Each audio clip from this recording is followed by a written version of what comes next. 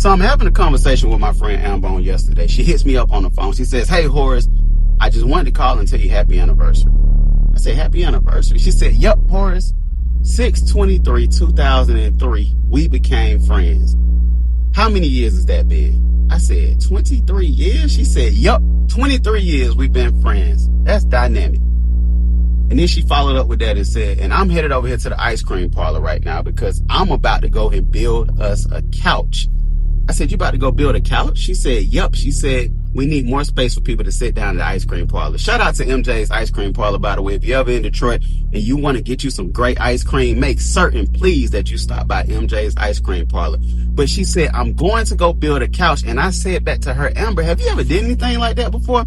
She said, "Horace, it don't matter what I did before. It's what I'm about to do. I'm going to figure it out." And I thought to myself as I chuckled, I said, what if we all took that attitude? Because it truly inspired me. That if when something happened and it felt like I've never done this before, that we just say, it don't matter that I've ever done this before. It's what I'm about to do. I'm going to figure it out. Because have you ever been in a space? Think about it.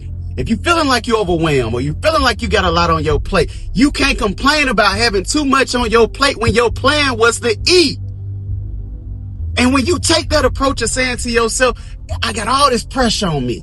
I got all these things piling on me. I got all this stuff happening. Yet it's still, in turn, you say to yourself, but I'm going to make certain that I get it done anyway because I'm going to figure it out. Because think about it. If she initially had a space that was initially intended for a certain amount of people, and now she has to go build a couch, that indicates that something has grown. God has enlarged her territory. And if you're in a space where now you got to go and do something extra than what you initially had or what you initially had planned for, that means that God is enlarging your territory. So that pressure, that piling up of that stress, all that extra stuff that you feel like is just weighing on you, perhaps it's just God saying, it don't matter if you've done it before. You're going to do it. You're going to figure it out.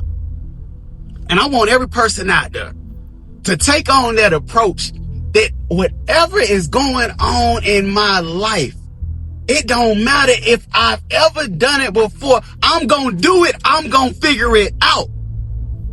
Because God is enlarging your territory. That's proof. That's evidence that he has something more in store for you.